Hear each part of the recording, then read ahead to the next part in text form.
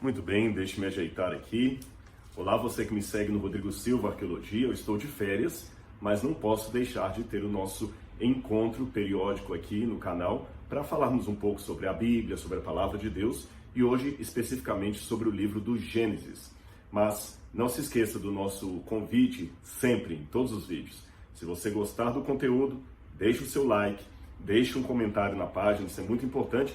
Se inscreva no canal e ative o sininho de notificações para que você possa sempre ser informado das novas postagens que nós tivemos aqui e o YouTube possa avisar você, tá bem?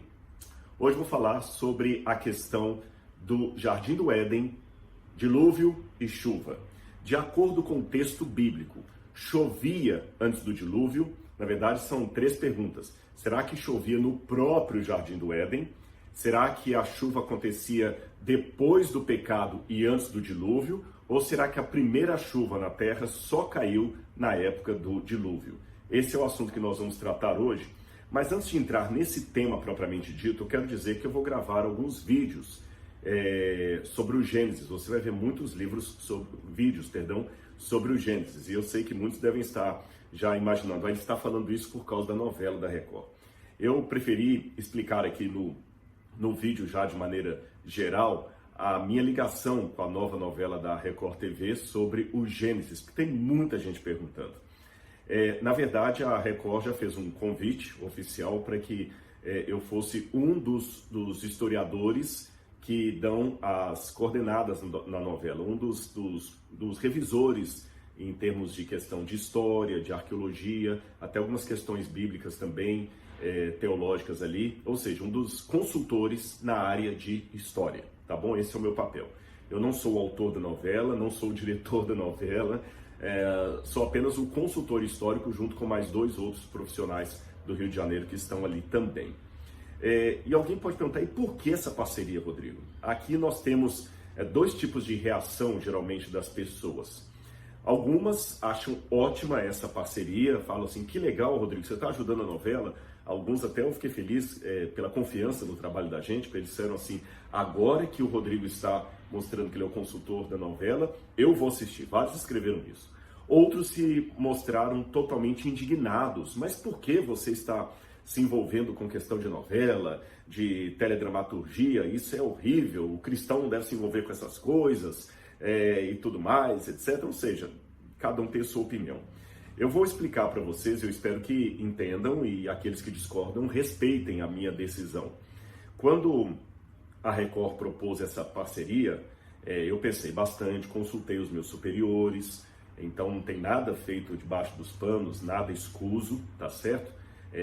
Houve um trabalho, um acordo, um contrato nesse sentido aí. Então, em primeiro lugar, vamos deixar bem claro qual que é o meu papel. Repito, eu não sou o autor da novela, eu sou um consultor. É lógico que na hora de montar as cenas, o trabalho acaba sendo de equipe, sabe?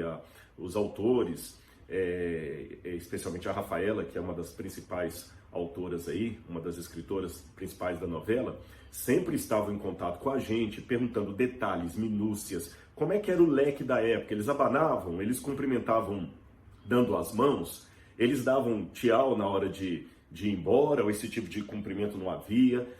A gente também faz workshop com os atores e atrizes, mostrando comportamentos, por exemplo. Uma das atrizes tinha uma dúvida, como é que ela se posicionava como egípcia para falar dos deuses. Um egípcio, quando ia falar das divindades, ele olhava para cima como os cristãos, ou ele olhava para o horizonte.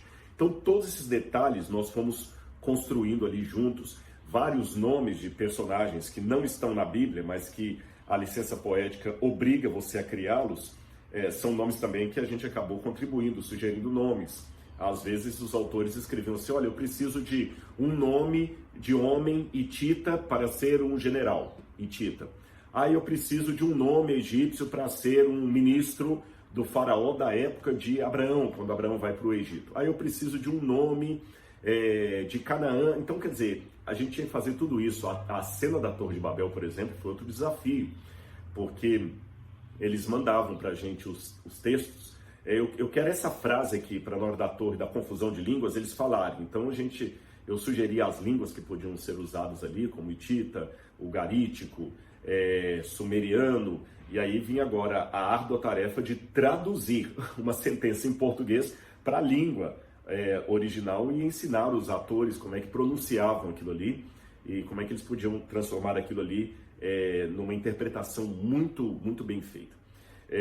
Vocês já estão vendo alguns vídeos aí no YouTube. A novela está de uma produção cinematográfica elevadíssima, com efeitos de computação gráfica, cenários idílicos.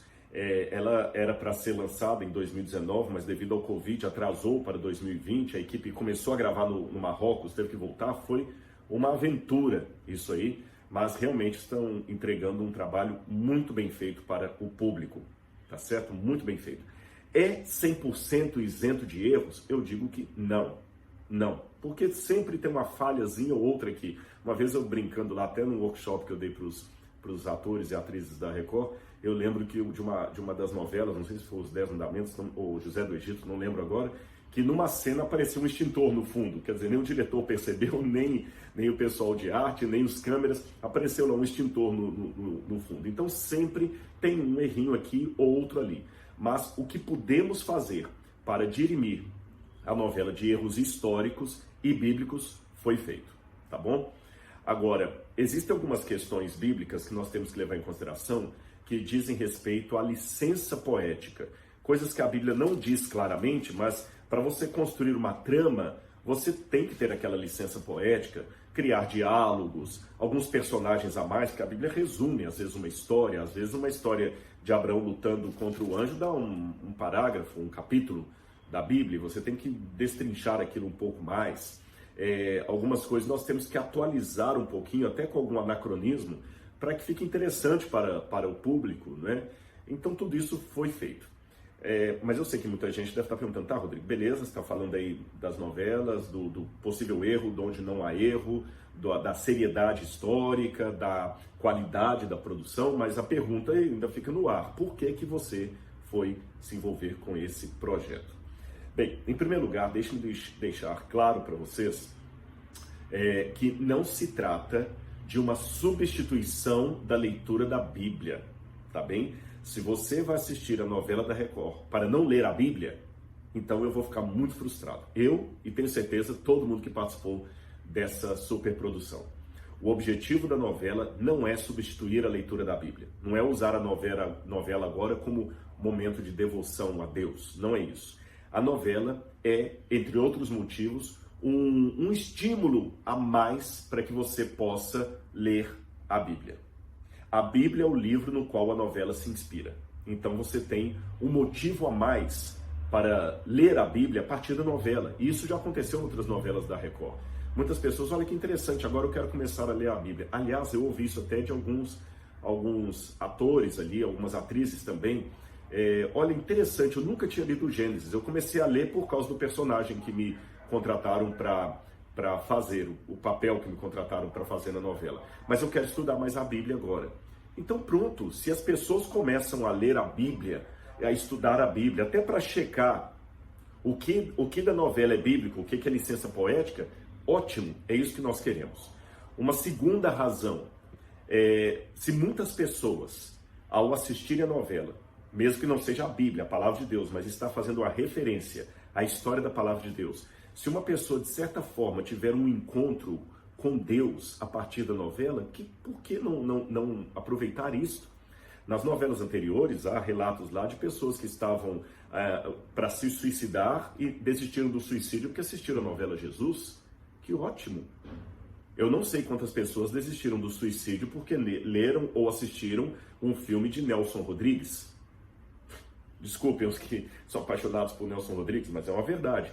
Quantas pessoas mandaram uma mensagem para um canal de TV dizendo, olha, eu estava à beira do suicídio, eu estava usando drogas, mas quando assisti aquela crônica de Nelson Rodrigues que vocês interpretaram, eu desisti de me matar, eu desisti de usar drogas. Pode até ser que haja, mas eu tenho cá minhas dúvidas.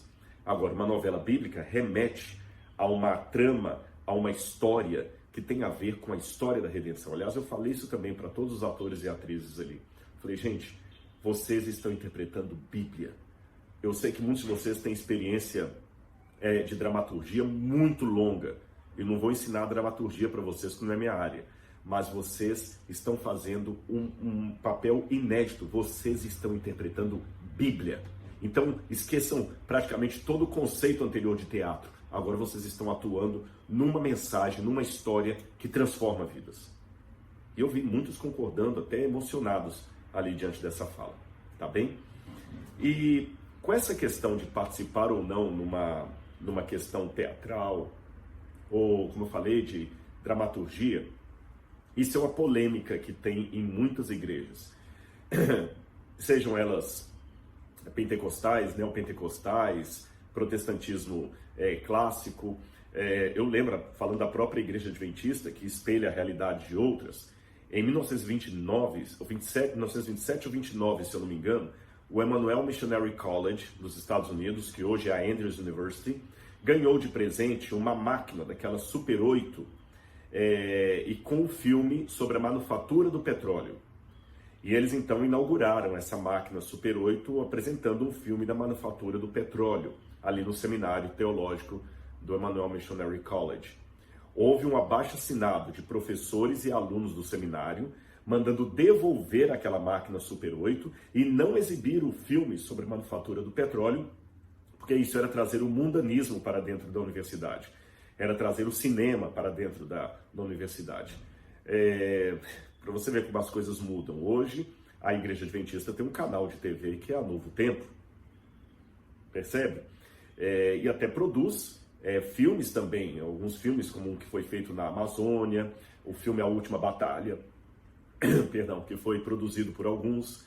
Então as coisas mudam. No passado, muitos crentes não aceitavam ter rádio nem TV em casa. Depois passaram a comprar rádio para ouvir programas como A Voz da Libertação, A Voz da Profecia, programas pentecostais. Depois começaram a comprar a TV para assistir Jim Swaggart, para assistir Rex Hubbard e outros pregadores. Hoje, dificilmente você encontra uma religião protestante ou evangélica que proíba os seus membros de ter rádio e TV em casa. É lógico que devemos ter cuidado, tá certo? Hollywood produz muita coisa que não presta, isso é sério. Mas eu acho que nós devemos aprender com a estratégia de Davi. Davi não matou o gigante Golias com as pedrinhas que ele jogou no gigante. Ele desmaiou o gigante. Na verdade, ele cortou a cabeça do gigante, foi com a espada do próprio Golias. Ou seja, nós temos que aprender a usar a espada de Golias, contra os filisteus. Ora, a internet é um exemplo. A internet tem muita coisa que não presta na internet, mas eu estou usando a internet para pregar o evangelho. Percebeu?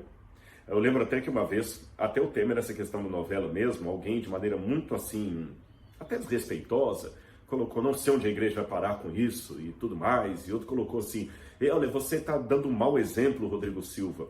Crente não deveria nem ter televisão em casa, quanto mais acompanhar novela.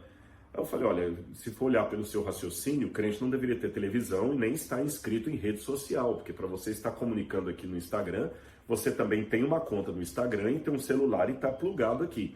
Então, você também não deveria ter rede social, não deveria estar na internet, porque da mesma maneira que a televisão tem muita coisa que não presta, a internet também tem muita coisa que não presta.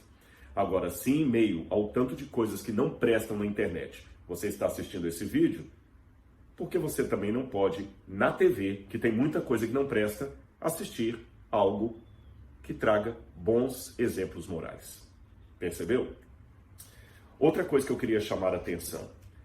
Não pensem que a novela é algo que eu escrevi a partir da minha crença para os da minha religião. Não. Eu sou o único adventista ali, tem um ator que é adventista também, mas dos autores, nada. Então eu tinha que ter a ética de mostrar o texto como ele estava ali, sem ficar puxando sardinha para minha brasa, senão eu estaria sendo desonesto com a TV. Perceberam isso? E até dou o meu testemunho aqui, eles foram muito humildes em várias sugestões que eu dei. Eu falei, olha, biblicamente falando, eu acho que o correto é isso aqui, não aquilo. E mudaram em várias situações ali. Então louvo a Deus por isso. Então, sabe, meus amigos, como eu sou ruim de pontaria, eu prefiro atirar com metralhadora. O que eu quero dizer com isso? Quando você atira com metralhadora, vários tiros erram, mas vários pegam. Então, tudo que eu puder fazer para levar as pessoas a estudarem o livro sagrado, a Bíblia, Eu farei. Através dos vídeos do YouTube, através dos livros que eu escrevo, das palestras e sermões que eu apresento, através do programa Evidências e, por que não, através de uma consultoria bíblica e histórica para uma novela que vai alcançar milhões de pessoas. Tá bem? Então esse é o meu objetivo aqui. E eu acho que eu estou certo. Não acho que eu estou errado, não. Não estou fazendo isso por exibicionismo nem nada. E eu espero que você goste da dramaturgia. Se você não quiser assistir, tudo bem, mas eu aconselho, assista os capítulos, compare com a Bíblia. É engraçado, esse personagem aqui, faça até isso. De repente é um bom momento para você ter um diálogo de família que você já não tem há muito tempo. De repente a mãe com a filha adolescente vai falar o seguinte: olha, vamos comparar a novela agora com a Bíblia, vamos ver os personagens que a novela cita que não estão na Bíblia, que foram construção artística da licença poética deles. Olha que exercício bacana. E você vai estar voltando para a fonte da novela, que é a palavra de Deus. Ficou claro isso para vocês? Espero que vocês entendam então as minhas razões e aqueles que não concordem, respeitam que eu estou fazendo isso com muita oração e não somente eu, mas toda a equipe ali. Tem muita gente apaixonada por Jesus por detrás dessa novela, tá bom? Bom, e a pergunta inicial, que eu acabei gastando demais aqui na introdução e deixei a questão de lado. Essa pergunta, se chovia antes do dilúvio ou não, foi um dos temas que a gente discutiu com os autores ali. O texto bíblico, base para as pessoas que se definem sobre essa questão, se havia chuva, vejam, são 3 pontos. Havia chuva antes do dilúvio, primeiro ponto, ou o dilúvio foi a primeira chuva. Segundo, a chuva caiu somente depois do pecado e antes do dilúvio. Ou, terceiro lugar, já havia chuva mesmo no Éden antes do pecado. O ponto que a gente abre a nossa discussão aqui é Gênesis capítulo 2, versículos 5 a 7. Eu vou ler para vocês. Não havia ainda nenhuma planta no campo, na terra, nenhuma erva do campo tinha brotado, pois o Senhor Deus ainda não tinha feito chover sobre a terra. E também não havia homem para lavrar o solo. Um vapor, porém, subia da terra e regava toda a superfície do solo. Formou o Senhor Deus o homem do pó da terra, soprou-lhe nas narinas o fôlego de vida, e o homem tornou-se alma vivente. Eu vou dar aqui a primeira interpretação desse texto, que é aquela que eu adoto, tá bom? Depois vou dar a outra interpretação, que é a que eu não adoto. Mas por questão de ética, eu tenho que apresentar as duas leituras para você, as duas interpretações. Ou 3, se você quiser, que ainda tem aquela questão da chuva antes do pecado e depois do pecado. Muitos autores protestantes, autores mais contemporâneos, para quem é adventista, Ellen White, no livro Patriarcas e Profetas, e eu, particularmente, acredito que a primeira chuva só caiu na terra na época do dilúvio. E quais são as razões que a gente interpreta isso? Bom, em primeiro lugar, quando você vai aqui para o texto parece muito claro.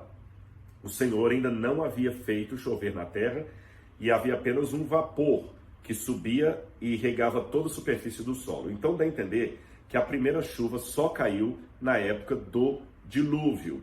Por que eu deduzo isso? Bom, vamos por partes. Em Gênesis capítulo 1, versículos 6 em diante, diz assim: E disse Deus, haja um firmamento no meio das águas, e haja separação entre águas e águas. Deus fez o firmamento e fez a separação entre as águas que estão debaixo do firmamento, rios, fontes d'água, nascentes, etc., e as águas que estão acima do firmamento, quer dizer, a chuva condensada que ainda não havia caído. Tá bom? Dá a entender que essa chuva só caiu pela primeira vez no dilúvio, quando as águas que estavam acima do firmamento, pela primeira vez, caíram na terra. Quer ver? Gênesis capítulo 2, versículos 5 a 7, que eu já li para vocês. Eu vou ler agora a questão do dilúvio. No dilúvio diz assim, Gênesis capítulo 7, verso 11. No ano 600 da vida de Noé, no segundo mês, aos 17 dias do mês, romperam-se todas as fontes do grande abismo, e as janelas do céu se abriram, e houve copiosa chuva sobre a terra 40 dias e 40 noites. Então, a Bíblia fala lá das águas que ficavam acima do firmamento, e só no dilúvio que as comportas do firmamento abriram e esse aguaceiro caiu.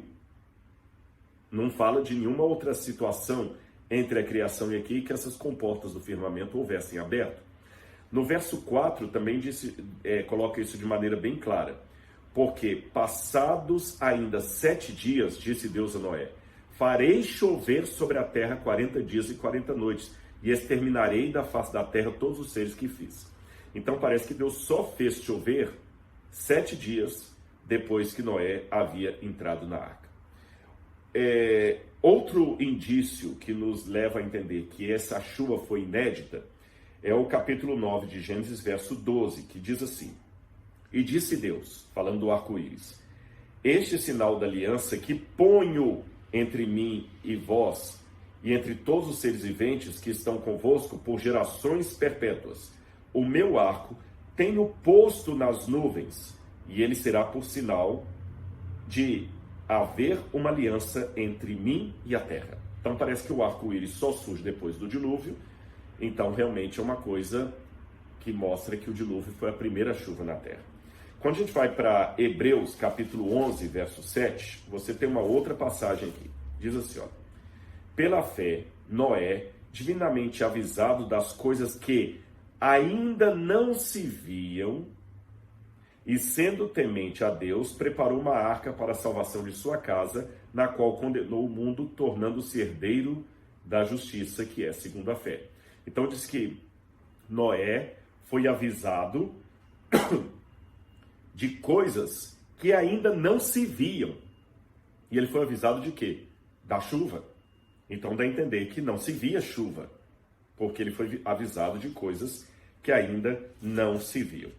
Por essas razões, eu entendo que desde a criação até o dilúvio, o que regava a terra era o vapor que saía do chão e as correntes d'água, por exemplo, dos 4 rios que nasciam ali e regavam o Jardim do Éden, tá bom? Essa é a interpretação que eu tenho.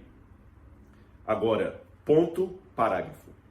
Para ser muito honesto com vocês, eu tenho que admitir que há muitos teólogos e exegetas que têm outra interpretação diferente da minha. E eles também têm as suas razões. E, biblicamente, parece que, em algum momento, o texto realmente dá margem para 2 leituras. Aquela que eu defendo e aquela que eu não defendo. Eu vou mostrar para vocês agora a argumentação de quem acredita que havia, sim, chuva na terra. Tanto aqueles que colocam a chuva antes do pecado, no Jardim do Éden, e aqueles que colocam a chuva depois do pecado, até o dilúvio. Vamos lá. Em primeiro lugar, o texto diz assim, vou ler de novo o texto de Gênesis 2, 5 a 7. Não havia ainda nenhuma planta do campo na terra, nenhuma erva do campo tinha brotado, pois o Senhor não tinha feito chover sobre a terra.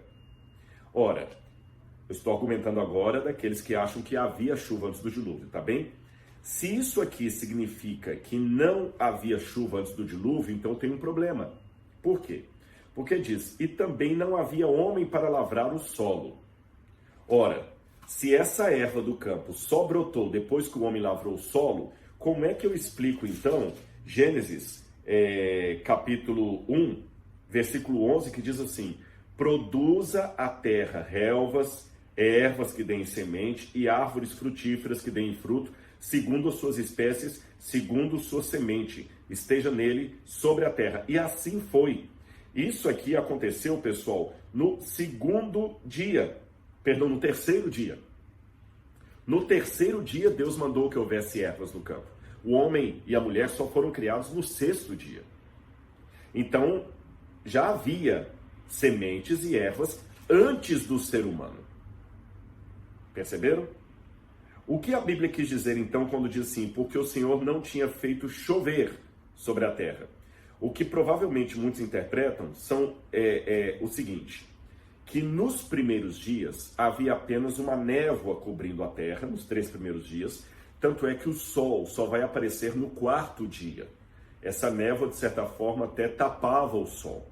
E alguns entendem que justamente nesse 4º dia, essa névoa que cobria a terra e regava a terra, ela acabou subindo, se precipitou em forma de chuva e começou a chover na terra. Então, quando Gênesis 2, 5 a 7 fala não havia chovido na terra, não está falando de uma situação cronológica, está apenas falando de uma situação de eventos. Porque se você ler ao pé da letra aqui, passa-se a impressão que as ervas só existiram depois do homem, porque diz assim, pois o Senhor não tinha feito chover sobre a terra e também não havia homem para lavrar o solo. Ou seja, parece que as duas condições para que houvesse erva na terra, plantas, seria a chuva e o homem para lavrar o solo.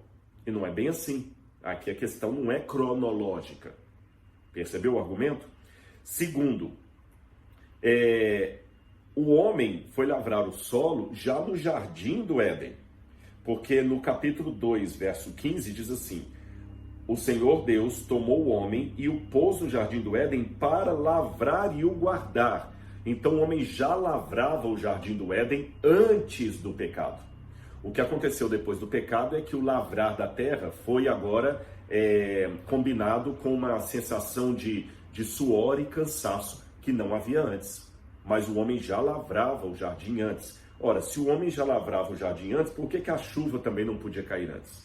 Então aqui está falando que as ervas não tinham brotado, porque Deus ainda não tinha feito chover, ele não tinha criado o homem para lavrar a terra. Mas se ele depois cria o homem para lavrar a terra, por que não pode ter chovido? É realmente uma pergunta interessante de ser feita. Aliás, muitos pensam por causa disso que a chuva já pode ter caído até antes mesmo, ali no jardim do Éden, como um sinal da aprovação da bênção de Deus.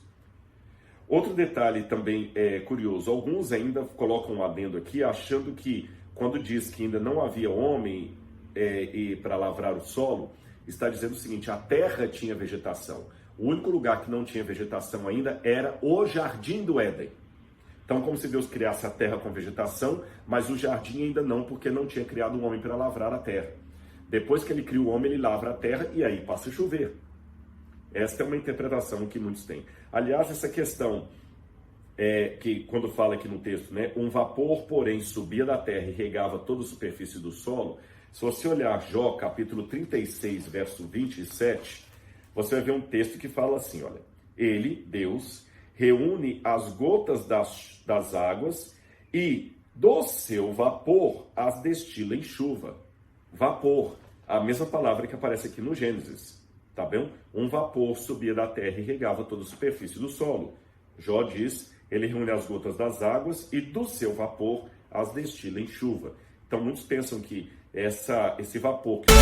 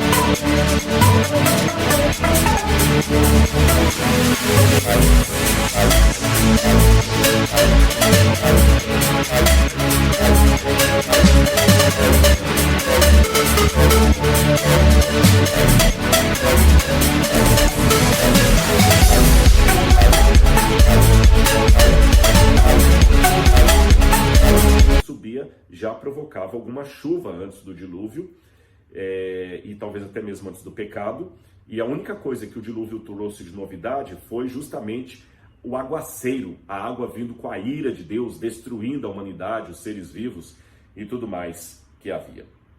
Ficou claro para você as leituras bíblicas que são possíveis desse texto? Bom, embora eu, como falei com vocês, eu opte pela primeira leitura, de que a chuva só caiu na época do Jardim do Éden, para ser honesto com o pessoal, quando a gente trocou nesse assunto, eu coloquei que há essas três possibilidades. E no fundo, não chega a ser um ponto de salvação. Se você optar pela ideia que eu opto, ou por qualquer outra das duas, você não está criando nenhuma heresia que vai comprometer a salvação das pessoas. E você deve estar perguntando, Rodrigo, e finalmente, qual das três opções o pessoal da Record resolveu usar na novela. Bom, aí eu não posso dar spoiler, senão eles cortam o meu pescoço. Aí o jeito é você assistir e ver qual a posição que eles tomaram, tá bom? Espero ter esclarecido esse ponto e você agora com os elementos pode tomar a sua posição por uma interpretação ou por outra e se decidir assistir a novela no todo, alguns capítulos, eu espero que goste do trabalho, tá certo? Então um grande abraço para você e a gente se vê no nosso próximo vídeo aqui no canal. Um abraço e até lá!